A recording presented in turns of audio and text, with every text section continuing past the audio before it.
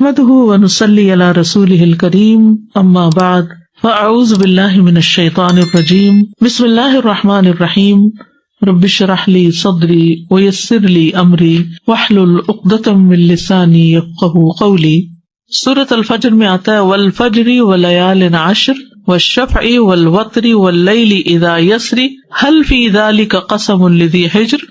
قسم ہے فجر کی اور 10 راتوں کی اور جفت اور طاق کی اور رات کی جب وہ چلتی ہے، یقیناً اس میں عقل والے کے لیے بڑی قسم ہے۔ ابن عباس، ابن زبیر، مجاہد اور ان کے علاوہ بہت سے اگلے پچھلے اسکالرز نے یہی بات کہی ہے کہ ان 10 راتوں سے مراد ذوالحجہ کی پہلی 10 راتیں ہیں۔ ذوالحجہ کی 2 فضیلتیں ہیں بڑی، ایک یہ کہ حج کا مہینہ ہے، جیسے رمضان روزے رکھنے کا مہینہ ہے تو ذوالحجہ کیا ہے؟ حج کا مہینہ، اور دوسرا یہ کہ حرمت والا مہینہ ہے۔ رمضان کی فضیلت یہ تھی کہ اس میں قرآن نازل ہوا تھا اور اس میں روزے رکھتے ہیں، اور یہاں پر حج اور حرمت والے مہینے کتنے ہیں؟ کل 4 مہینے ہیں، رجب، ذیقعدہ، ذوالحجہ اور محرم۔ اور حج کے مہینے کون سے؟ شوال، ذیقعدہ، ذوالحجہ کے 10 دن۔ اس مہینے کی جو فضیلت ہے اس میں خاص طور پر اس کے جو 10 دن ہیں یہ افضل ایام الدنیا ہے، دنیا کے افضل ترین دن، سب سے بہترین دن۔ رسول اللہ صلی اللہ علیہ وسلم نے فرمایا دنیا کے دنوں میں افضل ترین دن 10 دن یعنی 10 ذوالحجہ کے دن ہے۔ کوئی دن اللہ کے ہاں ان 10 دنوں سے زیادہ عظمت والا نہیں۔ ان کی عظمت کو محسوس کیجیے، سمجھیے، ان کو عام دنوں کی طرح ہم نے نہیں گزارنا۔ حدیث میں آتا ہے کوئی دن اللہ کے ہاں ان 10 دنوں سے زیادہ عظمت والا نہیں، اور نہ ہی کسی دن کا عمل اللہ تعالیٰ کو ان 10 دنوں کے عمل سے زیادہ محبوب ہے۔ پس تم ان 10 دنوں میں کثرت سے لا الہ الا اللہ، اللہ اکبر اور الحمدللہ کہو۔ تو ان دنوں میں کرنے والا افضل ترین کام کیا ہے؟ یہ تسبیحات زیادہ سے زیادہ، تہلیل، تکبیر، تحمید۔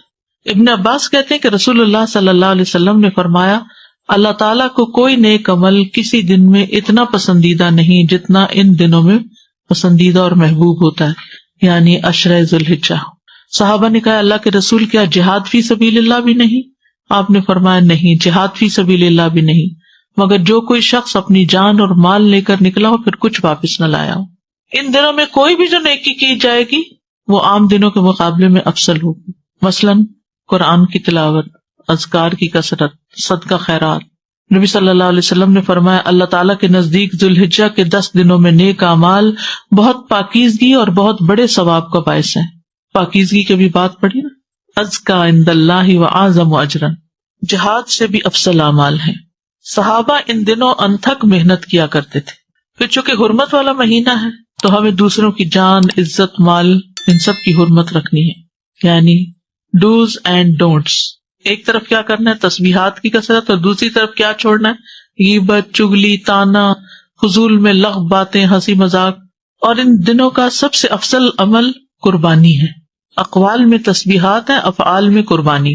اپنے شر سے دوسروں کو محفوظ رکھنا، اپنی زبان سے دوسروں کو اذیت نہیں دینا، بدگمانی، تجسس، ٹوہ نہیں لگانا، آر نہیں دلانا، نفرت و بغض نہیں کرنا، ظلم نہ کرنا، نہ ہونے دینا، کسی کو بے عزت نہیں کرنا، آر دلانا اور تانا دینے والی عادتوں کو چھوڑنا ہے، ٹانٹنگ وہ جو عادتیں ہوتی ہے نا ان کو بھی چھوڑنا ہے، غصہ نافذ کرنے کی طاقت رکھنے کے باوجود اس کو چھوڑ دینا ہے، گالی گلوچ، بد زبانی، ان چیزوں سے بھی بچنا ہے، مسلمان کو ہر طرح کی اذیت دینے سے رکنا ہے، رشتہ داروں کی قطع تعلق ہی نہیں کرنی، ان کو منانا ہے، ظالم رشتہ داروں پر بھی مہربانی کرنی ہے، اپنے شر سے پڑوسیوں کو بچانا ہے، اپنے ایمان کی تجدید کرنی ہے، صبر اور عفو درگزر کرنا ہے، اچھا اخلاق اختیار کرنا ہے، اول وقت پہ نماز پڑھنا ہے، قیام لمبا کرنا ہے، ہو سکے تو تہجد پڑھنا ہے، روزہ رکھنا ہے، حج کے لیے تو چلے گئے ہیں لوگ، ہو سکے تو حج کرنا ہے، مالی صدقات میں اپنے اہل و عیال کی ضروریات پوری کرنا،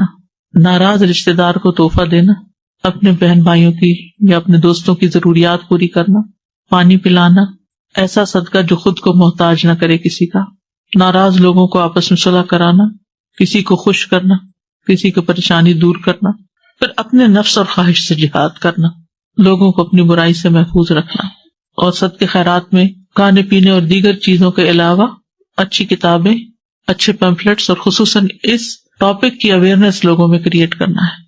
قرآن کی تلاوت میں عام روٹین سے زیادہ پڑھنا ہے، اس کو انکریز کرنا ہے. اللہ سبحانہ تعالیٰ ہمیں عمل کی توفیق عطا فرمائے. پیمفلیٹ نکال لیجیے، ہم اسی میں سے پڑھیں گے تاکہ پھر یہ باتیں ہمیں یاد بھی رہیں. عشرہ ذی الحجہ، عید الاضحیٰ اور قربانی. فضائل عشرہ ذی الحجہ. رمضان المبارک کے بعد ذی الحجہ کا مہینہ اسلامی مہینوں میں نہایت اہمیت کا حامل ہے. یہ مہینہ حرمت والے مہینوں میں سے ایک ہے. ذی الحجہ کا پہلا عشرہ نیکیوں اور اجر و ثواب کے اعتبار سے عام دنوں کے مقابلے میں بہت اہم ہے، جس کی فضیلت قرآن کریم اور احادیث سے ثابت ہے. قرآن مجید میں اللہ سبحانہ تعالیٰ نے ان دنوں کی قسم کھائی ہے. والفجر ولیال عشر، قسم ہے فجر کی اور 10 راتوں کی. اکثر مفسرین کے نزدیک لیال عشر سے مراد ذی الحجہ کی ابتدائی 10 راتیں ہیں. یہ ہم جانتے ہیں کہ اللہ سبحانہ تعالیٰ نے اس کائنات کے اندر بعض چیزوں کو بعض پر فضیلت دی ہے. انسانوں میں سے سب سے زیادہ فضیلت کس کی ہے؟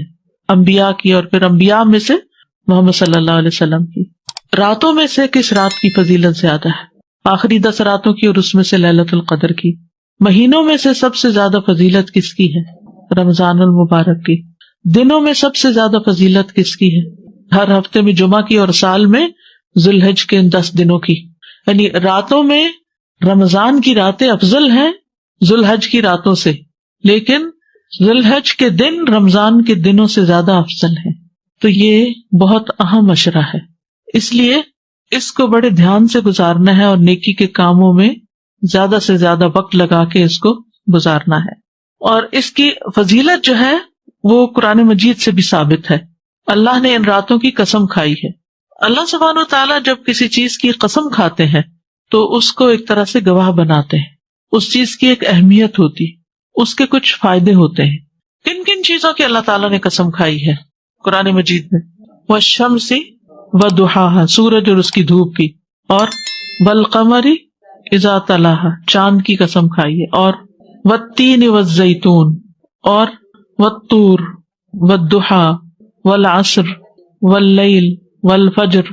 تو سب سے زیادہ تو یوں لگتا ہے جیسے اوقات کی قسم کھائی، فجر، عصر، ضحا، پھر اسی طرح آسمان کی، والسماء وما بناہا، فرشتوں میں سے، والنازعات غرقا، ہواؤں کی. تو یہ جو اللہ تعالیٰ کا قسم کھانا ہے، یہ متوجہ کرنا ہے کہ اس چیز کی طرف انسان دھیان کرے، اس میں غور کرے اور اس کے فائدوں کو تلاش کرے. یہ جو یہاں ان 10 راتوں کی قسم کھائی، والفجر ولیال عشر، تو ان 10 راتوں پر توجہ کرنے کی ضرورت ہے کہ یہ کون سی 10 راتیں ہیں. اور راتیں کہہ کر مراد دن لیا گیا ہے، یہ بھی یاد رکھیے. عربی زبان میں دن رات سے شروع ہوتا ہے. جب ہم کیا دیکھتے ہیں؟ چاند دیکھتے ہیں. رمضان کب شروع ہوتا ہے؟ چاند دیکھنے سے. عید کب شروع ہوتی ہے؟ چاند دیکھنے سے. ٹھیک ہے. تو یسألونک عن الاہلہ قل ہی مواقیت للناس والحج، یہ آپ سے سوال کرتے ہیں چاند کے بارے میں کہ چاند کی جو مختلف حالتیں ہیں. کہہ دیجئے کہ یہ مواقیت للناس، لوگوں کو اوقات بتانے کے لیے، والحج، اور خصوصاً حج کے اوقات بتانے کے لیے. تو لیال سے مراد لٹرل میننگ تو اس کا رات ہے، لیکن اس میں دن بھی شامل ہے. جیسے ہم کہتے ہیں 10 دن ہو گئے ہیں اس کام کو شروع کیے ہوئے، تو اس کا کیا مطلب ہے؟ اونلی ڈیز یا نائٹ بھی؟ نائٹ بھی انکلوڈ ہے. ٹھیک ہے. تو جب رات کا لفظ بولا جاتا ہے تو دن اس میں شامل ہے. تو یہ 10 دن جو ہیں یہ نیکیوں اور اجر و ثواب کے اعتبار سے عام دنوں کے مقابلے میں بہت اہم ہے. پورے سال کے دنوں میں آپ کو وہ فضیلت نیک اعمال کی نہیں ملے گی جو ان 10 دنوں میں ملے گی. لیکن ان 10 دنوں کا خاص عمل کیا ہے؟ اللہ تعالیٰ نے ان 10 دنوں میں اپنے ذکر کا خاص حکم دیا ہے. ارشاد فرمایا وَيَذْكُرُ اسْمَ اللَّهِ فِي أَيَّامٍ مَّعْلُومَاتٍ، سورۃ الحج آیت 28. اور معلوم دنوں میں اللہ تعالیٰ کا نام یاد کریں، یعنی اللہ کے نام کا ذکر کریں، ورد کریں. ابن عباس سے روایت ہے کہ ان معلوم دنوں سے مراد عشرہ ذی الحجہ کے 10 دن ہیں، اور ان 10 دنوں میں کیے جانے والے اعمال اللہ تعالیٰ کو دیگر دنوں کی نسبت زیادہ محبوب ہیں. ان 10 دنوں میں جو بھی نیکی کا کام آپ کریں گے، آپ اس کا اجر و ثواب زیادہ پائیں گے اور اللہ کی محبت کو پانے کا ذریعہ بن جائے گا. کل ہی کسی نے مجھے سوال کیا کہ ہم اللہ کی محبت کیسے پائیں؟ ان 10 دنوں میں زیادہ سے زیادہ نیکیاں کما کے اللہ کی محبت حاصل کریں. کیونکہ اللہ تعالیٰ کو یہ بہت پسند ہے کہ لوگ ان 10 دنوں میں اپنی عام روٹین سے ہٹ کر زیادہ نیک کاموں کی طرف متوجہ ہوں. تو اس عشرے کے اندر کیا خاص خصوصیت ہے؟ حج کا دن ہے، عرفہ کا دن ہے. پورے سال میں سے سب سے زیادہ بخشش عرفہ کے دن ہوتی ہے، حتیٰ کہ رمضان کی راتوں سے بھی بڑھ کر یہ دن جو ہے بخشش کا دن ہے. تو اس لیے انسان کو اس دن کی، یعنی اسی عشرے میں چونکہ آ رہا ہے تو اس دن کی اہمیت کو محسوس کرنا چاہیے اور دعا کرنی چاہیے اس دن خصوصاً کہ اللہ تعالیٰ ہمیں بھی جہنم سے آزاد کر دے. یعنی اس مہینے میں 10 دن تو اہم ہیں ہی، لیکن اس کا 11واں دن جو مینا میں گزارتے ہیں حاجی، ان کے لیے وہ دن بھی بڑا امپورٹنٹ ہے. ایام تشریق بھی اسی مہینے میں ہے، تو یہ بہت فضیلت والے دن ہے. اور قربانی والا دن، اس میں ہم کیا کرتے ہیں؟ قربانی کرتے ہیں. اب دیکھیے کہ رمضان میں ہم ایک ہی کام کر رہے ہوتے ہیں نا، روزے رکھ رہے ہوتے ہیں یا قرآن مجید تراویح رات کو پڑھ رہے ہوتے ہیں، ایوری ڈے تقریباً سیم عمل ہو رہا ہوتا ہے. لیکن عشرہ ذی الحج میں ملٹیپل کام کر رہے ہوتے ہیں، جن میں قربانی بھی ہے، جان کا صدقہ بھی ہے، اور روزہ بھی ہے عرفہ کے دن کا، یا پھر حج کرنا ہے عرفہ کے دن، یا پھر یہ تکبیرات خصوصی طور پر پڑھنی ہے جو خود بتائی گئی. یعنی یہ سارے اعمال بتائے گئے کہ ان دنوں میں کیے جائیں، عشرہ ذی الحجہ میں کرنے کے کام. اور پھر ان 10 دنوں میں کوئی عمل اس عمل سے زیادہ محبوب نہیں، اور وہ کیا ہے؟ لا الہ الا اللہ اور اللہ اکبر اور الحمدللہ پڑھنا. اس لیے ان دونوں طرح کی تکبیرات کو صحابہ جو ہیں وہ پڑھا کرتے تھے، اور یہ اجر عظیم پانے کے بہترین مواقع ہیں. صحابہ کرام سخت محنت کیا کرتے تھے. سعید بن جبیر ذی الحجہ کے 10 دن داخل ہونے کے بعد عبادت میں بہت زیادہ کوشش کرتے، اتنی کہ ان کی ہمت نہ ہوتی جس پر، یعنی کہ اپنی ہمت سے بڑھ کے ان دنوں میں اپنے آپ کو تھکایا کرتے تھے. آپ کے پاس یہ دوسرا پیمفلٹ بھی ہے، بلو کلر کا ہے نا، اس میں آپ دیکھیے کہ پیچھے کی طرف یہ تکبیرات لکھی ہوئی. آپ یہ کر سکتے ہیں گھر لے جا کر اس کو اپنے وارڈروب پہ یا اپنے ڈریسنگ ٹیبل پہ یا کسی بھی جگہ جہاں آپ کی نظر زیادہ پڑتی ہے وہاں اس کو چپکا دے. اس کے علاوہ ایک اور کارڈ بھی آپ کو بک اسٹال سے مل جائے گا جس میں صرف تکبیرات لکھی ہوئی. دوسرا یہ کہ اس کا فائدہ یہ ہے اس بروشر کا کہ اس کے اندر کرنے کے کاموں کی ڈیٹیل دی ہوئی ہے جو آپ کو ریمائنڈر ہو سکتا ہے، آپ اس کو پڑھ سکتے ہیں. اگر آپ اس کو کھولیں اور کھول کے بھی لگا دیں تو یہ پوسٹر 10 دن لگا رہے تو آپ کو نیک نیک کاموں کی یاد دہانی ہوگی.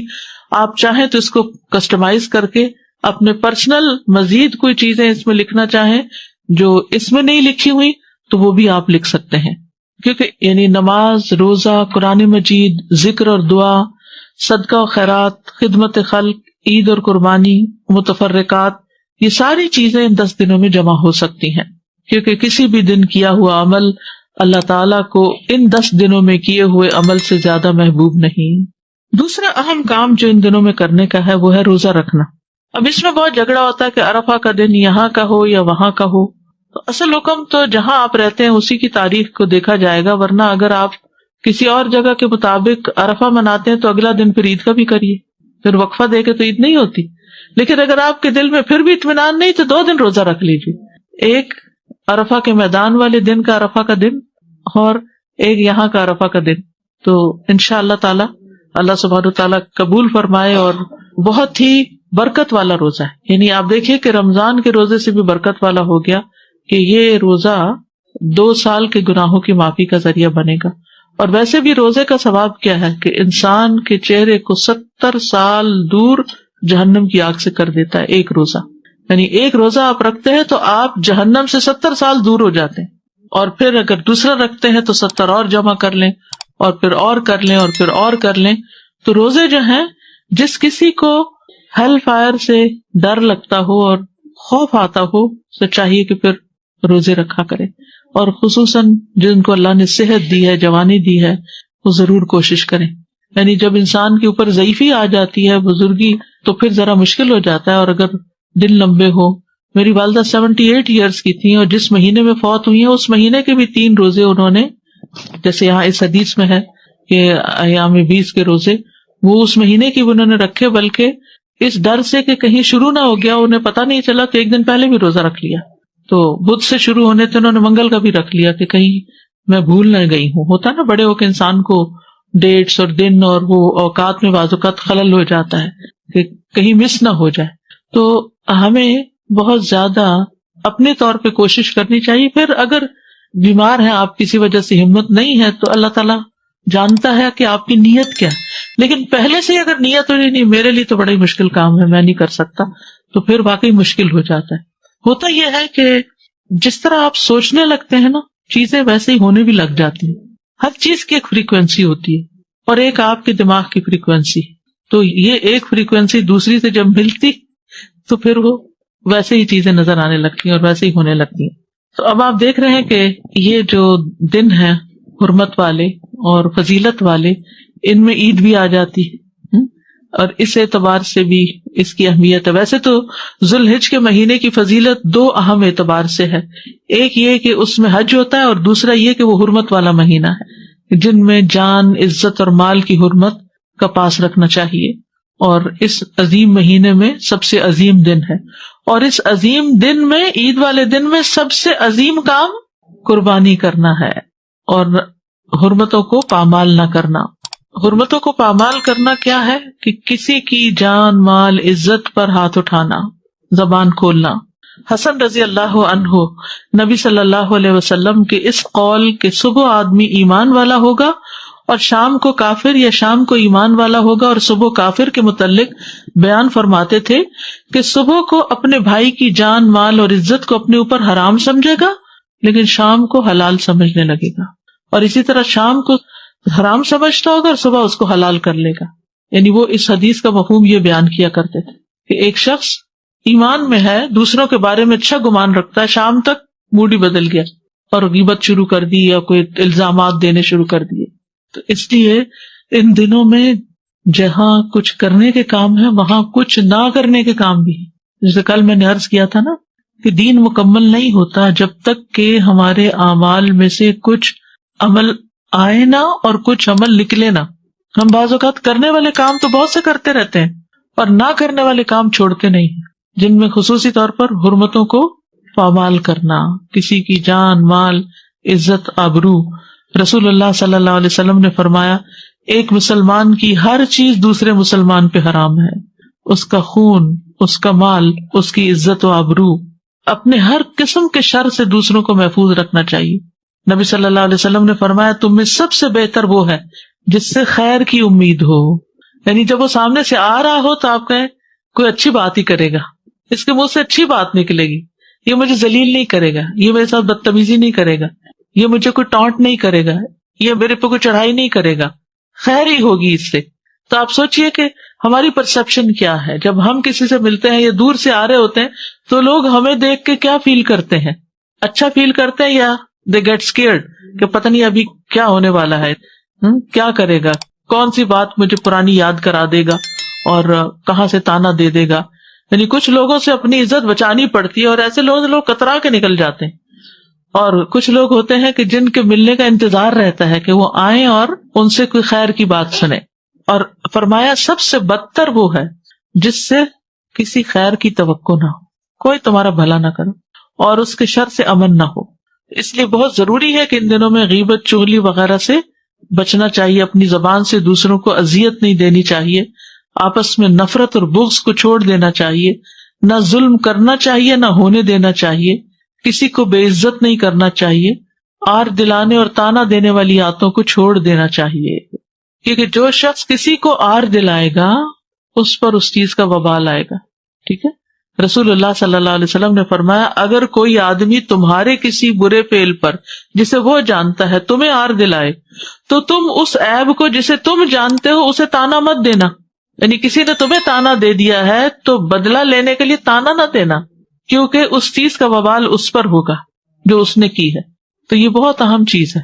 بالکل جیسے حج کے دنوں میں کیا حکم ہے کہ فلا رفث ولا فسوق ولا جدال فی الحج، کہ گناہ کے کام نہیں، جھگڑا نہیں، بے حیائی کے کام نہیں، پھر گالی گلوچ اور بد زبانی سے انسان کو بچنا چاہیے، ہر قسم کی اذیت سے دور رہنا چاہیے. یعنی جیسے سب کے سامنے تھوک دینا، گلی بازار پہ کوڑا پھینکنا، پیشاب کر دینا کسی کے سامنے، اس طرح کی جو بھی چیزیں دوسروں کو اذیت دینے والی ہیں پھر اسی طرح قطع رحمی کے وبال سے بچنا چاہیے، کیونکہ قطع رحمی کرنے والے کے اعمال قبول نہیں ہوتے، اور جو رشتوں کو کاٹ کے رکھتا ہے یا جھوٹی قسم اٹھاتا ہے وہ مرنے سے پہلے اس کا وبال دیکھ کر رہے گا۔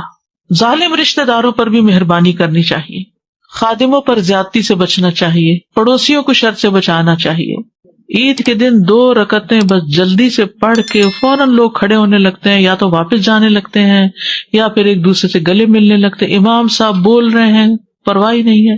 تو جتنی نماز امپورٹنٹ ہے ایسے ہی یہ نماز کا حصہ ہے، یہ خطبہ بھی سننا لازم ہے، تو اس وقت خاموشی ہونی چاہیے، جیسے جمعے کے خطبے میں خاموشی ہوتی ہے، پورے ادب، احترام اور وقار کے ساتھ۔ ہوتا یہ ہے کہ بعض اوقات ہم لیٹ پہنچتے ہیں، اسی لیے یہاں یہ بھی لکھا گیا جلدی پہنچے، لیٹ پہنچتے ہیں، راستے میں بیٹھ جاتے ہیں یا گاڑی ڈبل پارکنگ کر کے آ جاتے ہیں، تو پھر جلد بازی ہوتی ہے کہ بس سلام پھیریں اور فوراً نکلیں، یا پھر کام پہ جانے کی جلدی ہوتی ہے، تو یہ ان آداب کے خلاف ہے بات، تو اس پر توجہ کرنی چاہیے۔ عید کی خوشی میں سرشار ہوتے ہیں اور سرشاری میں سب کچھ بھول جاتے ہیں، ادب آداب ہی بھول جاتے ہیں کہ کیا کرنا چاہیے کیا نہیں، کیونکہ جس سے مل رہے ہیں اس قدر ایکسائٹیڈ ہیں، گلے مل کر جھولتے رہتے ہیں، اور یہ بھول جاتے ہیں کہ پیچھے کوئی لوگ بھی کھڑے، اور بعض اوقات لمبی لائنیں کھڑی ہو جاتی ہیں ہمارے پیچھے، اور ہم عین دروازے کے بیچ میں کھڑے ہو کر اپنی لمبی چوڑی باتیں اور دن بھر کا پروگرام شیئر کرنے لگتے ہیں کہ آج کہاں کہاں جانا ہے۔ تقبل اللہ منا و منکم، اللہ تعالی ہم سے اور آپ سے عبادت قبول فرمائے۔ نماز عید کے لیے ایک راستے سے جانا اور دوسرے سے واپس آنا، ہلکے پھلکے کھیلوں اور اشعار کے ذریعے خوشی منانا۔ جی، بچوں کے ساتھ یعنی خاص طور پر کچھ نہ کچھ ایسا پروگرام رکھا جائے کہ جس سے انہیں محسوس ہو کہ آج خوشی کا دن ہے۔ قربانی جو ہے نا، یہ اللہ کا قرب حاصل کرنے کے لیے کی جاتی، لوگ اس میں بڑی لمبی چوڑی بحثیں کرتے ہیں، جس کے پاس 7.5 تولے سونا ہو اس پر قربانی واجب ہے، اور جس کی جاب اتنے پیسوں کی ہو وہ قربانی کرے گا۔ تو اصل بات یہ ہے کہ قربانی اللہ کے قرب کے لیے ہوتی ہے، کہ ہم اللہ کے قریب ہوں، اور اللہ کی محبت میں کی جاتی ہے، شکرانے کے طور پر ادا کی جاتی ہے کہ اللہ نے ہمیں نعمتیں دی ہیں، ہم دوسروں کو بھی نعمتوں میں شریک کریں۔ تو اس میں لمبی چوڑی مین میخ نہیں نکالنی چاہیے، اور اگر آپ کے اندر وسعت ہے تو قربانی کر لیں، کیونکہ اصل چیز ہے وسعت، کہ آپ اپنے اخراجات پورے کرنے کے قابل ہیں، اور اگر ایک قربانی بھی سب گھر والوں کی طرف سے ہو جائے تو کافی ہوتی ہے۔ قربانی کے بعض اوقات لوگ عجیب و غریب مقاصد بنا لیتے ہیں، دوسروں کو شو آف کرنا، دکھاوا کرنا، اور تفاخر اور مہنگے مہنگے جانور خریدنا، تو یہ کوئی دکھاوے کا موقع نہیں ہے، بلکہ خالصتاً اللہ کو راضی کرنے کے لیے قربانی کرنی چاہیے۔ فَصَلِّ لِرَبِّكَ وَانْحَرْ، یعنی اللہ کو نہ خون پہنچے گا نہ گوشت پہنچے گا، خون زمین میں گر جائے گا اور گوشت ہم کھا لیں گے، وہاں کیا جائے گا؟ دلوں کا تقویٰ۔ تقویٰ میں کیا ہے؟ اللہ سے محبت کتنی، اللہ کا خوف کتنا ہے، یعنی اس قربانی کی عید کے بعد ہمارے تقویٰ میں کیا اضافہ ہوا، یہ ہے سوال۔ قرب میں کتنا اضافہ ہوا اور تقویٰ میں کتنا اضافہ ہوا، ہم سب کو اپنے آپ سے پوچھنا ہے کہ عشر ذی الحج کے بعد ہماری کیفیات کیا ہیں، اور اگر پہلے حال سے بھی گئے ہیں صرف پکنک منا کے اور باربیکیو کر کے ادم شور ہنگامہ، تو پھر ہم نے اصل مقصد تو کھو دیا۔ تو اس لیے آپ کو یہ جو گفٹ دیا گیا ہے، تو جب کسی کو گفٹ دیا جائے تو اس کو کیا کرنا چاہیے؟ اس کو استعمال بھی کرنا چاہیے اور واپس بھی کرنا چاہیے۔ جی، اذا حییتم بتحیۃ فحیوا باحسن منھا اور ردوھا، تو جنہوں نے آپ کو گفٹ دیا ہے، جنہوں نے بھی دیا ہے، وہ چاہتے ہیں کہ آپ ان کے ثواب میں اضافہ کرتے ہوئے اس کو کسی کے ساتھ شیئر کریں، گھر والوں کے ساتھ اس کو شیئر کریں۔ آپ یہ بھی کر سکتے ہیں کہ گھر والوں کو اکٹھے بٹھا کے تھوڑا تھوڑا انہیں سے ریڈ کروا لیں، اگر اردو آتی نہیں آتی تو خود ان کو پڑھ کے سنا دیں، یا اس کا انگلش بھی ہے وہ ان کو سنا دیں۔ اس کا فائدہ کیا ہوگا کہ سب کو ریمائنڈر ہو جائے۔ یہ میں نے خود تیار کروایا تھا، اس پہ ریسرچ کی تھی، سب کچھ کیا تھا، لیکن خود مجھے ذاتی طور پر ہر سال اس کو پڑھنے کی ضرورت محسوس ہوتی ہے، کیونکہ علم پرانا ہو جاتا ہے، بھول جاتی ہیں باتیں، روح نہیں زندہ رہتی، وہ چیزیں نیچے ہی دب جاتی ہیں، پھر ان کو نکال کے فریش کرنا پڑتا ہے۔ تو اس علم کو زندہ کرنے کی ضرورت ہے، کسی نہ کسی کے ساتھ ضرور شیئر کریں، چاہے لکھ کے کریں، بول کے کریں، پوسٹ کر کے کریں، دے کے اور مزید لے کے بانٹ کے، یعنی کچھ نہ کچھ اس میں حصہ ڈالیں، ٹھیک ہے۔ اور اگر آپ ساری کائنات پر غور کریں تو ہر چیز کچھ نہ کچھ قربانی کرتی ہے۔ اب جیسے ایک درخت ہے، کتنی تکلیفیں اٹھا کے وہ سردی گرمی میں کھڑا رہتا ہے، پھلوں کا بوجھ اٹھاتا ہے، لیکن وہ پھل سارے خود کھا جاتا ہے۔ کون کھاتا ہے وہ پھل؟ ہم کھاتے ہیں۔ سمندر کا پانی ہے، وہ بھاپ اڑتی ہے، ہوائیں اس کو اٹھاتی ہیں، تکلیف اٹھاتی ہیں ہمارے لیے، لے کے اڑتی ہیں، اور پھر وہ کون فائدہ اٹھاتا ہے؟ ہم فائدہ اٹھاتے ہیں۔ ہر چیز قربانی کر رہی ہے، اپنے اپنے طریقے سے کر رہی ہے، اور ایک ہم ہے کہ ہر چیز لے کے بیٹھے ہوئے، علم لے لیتے ہیں وہ لے کے بیٹھ جاتے ہیں، اللہ مال دیتا ہے وہ لے کے بیٹھ جاتے ہیں، کوئی اور چیز اللہ ہمیں دیتا ہے شیئرنگ کا نہیں سوچتے. تو قرب ملتا ہے دینے سے، قربان کرنے سے. ابراہیم علیہ السلام کو قرب کیوں ملا تھا اللہ کا؟ اللہ نے ان کو اپنا دوست کیوں کہا؟ بیٹا قربان کرنے لگے، ہر چیز قربان کر رہے تھے. ایک بات بڑی عجیب لگتی ہے مجھے کبھی کہ اللہ سبحانہ وتعالیٰ فرماتے ہیں وَآتَيْنَاهُ فِي الدُّنْيَا حَسَنَةً، کہ ہم نے ابراہیم کو دنیا میں حسنہ عطا کی. ہاں کہتے ہیں ان کی زندگی تو امتحانوں سے بھری ہوئی تھی، اور اللہ سبحانہ وتعالیٰ اس کو حسنہ کہتے ہیں. تو جب ہم مانگتے ہیں ربنا آتنا فی الدنیا حسنہ، تو اس کا صرف یہ مطلب نہیں ہوتا کہ اور مال مل جائے اور زندگی عیش و عشرت کا نمونہ بن جائے. اس کا مطلب ہے کہ ہمیں زیادہ سے زیادہ نیکیوں کی توفیق ہو، اور اگر ہماری زندگی میں کوئی امتحان آئے تو وہ بھی ہمارے درجات کی بلندی کا ذریعہ بن جائے. یہ ہے حسنہ، اور نیکی کی توفیق، اور نیکی کی توفیق، اور وہ اپنی نیند، آرام، سکون قربان کر کے ہی ملے گا. جب تک آپ اپنی کوئی چیز قربان نہیں کرتے نا تو کسی اور کو کچھ دے نہیں سکتے. تو یہ قربانی کا جذبہ صرف اس جانور کی قربانی کر کے نہ کریں، یہ قربانی کا جذبہ اپنے اندر بھی لائیں. یہ عید کا پیغام یہی ہے، یہی ریمائنڈر ہے. اپنے اندر بھی قربانی کا جذبہ لائیں کہ دوسروں کی خاطر کبھی کسی کے لیے اپنی نیند قربان کر لینا، اور کبھی کسی کے لیے اپنی بھوک، اور کبھی کسی کے لیے اپنا مال، اور کبھی جان، اور کبھی اوقات، یعنی کچھ نہ کچھ دینے والے بنے. دیکھیں اللہ اور ہمارے درمیان یہ دنیا حائل ہے. جتنا جتنا ہم اس کو اللہ کی خاطر نکالتے جائیں گے، یعنی اللہ کی خاطر استعمال کریں، ہم اللہ کے قریب ہوتے جائیں گے. اور یہ ہمیں فزیکلی ایک ایکٹیویٹی کرائی گئی، جانور ذبح کرو اور دیکھو اللہ نے اس کو پیدا کیا تمہارے لیے، کیسے وہ اپنی جان دے رہا ہے. تم اس کی تو جان لے رہے ہو، اپنی بھی کبھی دینے کی سوچی؟ یہ تو ایک ریچول ہے، اللہ کا حکم ہے. جی اہمیت قربانی کہ یہ صرف ہمیں حکم نہیں دیا گیا، ہر امت کو اس کا حکم تھا، ہر دور میں اس کا حکم رہا. سب شریعتوں میں قربانی رہی ہے. کہ پوچھے یہ قربانیاں ہم کیوں کرتے ہیں؟ فرمایا تمہارے باپ ابراہیم کی سنت ہے، یعنی انہوں نے اپنے بیٹے کی قربانی کرنے سے بھی دریغ نہیں کیا، تو ہم ان کی پیروی میں کم از کم ایک جانور تو قربان کریں. اگر ایک گھر میں ایک قربانی ہوتی ہے کافی ہے. اگر وہ سب اپنی اپنی کرنا چاہے تو بھی ٹھیک ہے، اور اگر ایک سب کی طرف سے ہونا چاہے تو وہ بھی ٹھیک ہے، سب کی ہو جائے گی. یعنی دیکھیں اصل میں کیا بات ہے کہ استطاعت پر ہے، کیونکہ نبی صلی اللہ علیہ وسلم نے 2 بھی کیا، 1 بکری بھی کی، ازواج کی طرف سے گائے بھی کی، 100 اونٹ بھی کیے. تو اصل جو مقصد ہے نا قربانی کا وہ ہے قرب. کہ ہو سکتا ہے 1 سال آپ کی حیثیت ہو، ہر بچہ کما رہا ہے، اپنی اپنی کر سکتا ہے، اور 1 سال جاب نہیں ہے تو اگر ماں باپ کر رہے ہیں سب کی طرف سے تو وہ بھی کافی ہے. یعنی ہسبینڈ کر رہا ہے، بیوی کی طرف سے بھی، بچوں کی طرف سے بھی، ایک فیملی کی طرف سے ایک جانور کی قربانی کافی ہے. دیکھیں 10 حصے پڑ سکتے ہیں، یہ مطلب ہے 10 لوگ شامل ہو سکتے ہیں، 10 لوگ مل کے پیسے کنٹریبیوٹ کر کے 1 اونٹ ذبح کر لیں، یہ بھی ہو سکتا ہے. ڈاکٹر فرحت ہاشمی صاحبہ کے مستند بیانات سننے کے لیے ہمارے چینل قرآنک پلس کو سبسکرائب کریں. یہاں قرآن و حدیث کی روشنی میں حقیقی رہنمائی اور روحانی ترقی کے خزانے ملیں گے. ابھی جڑیں اور دین کو گہرائی سے سمجھیں.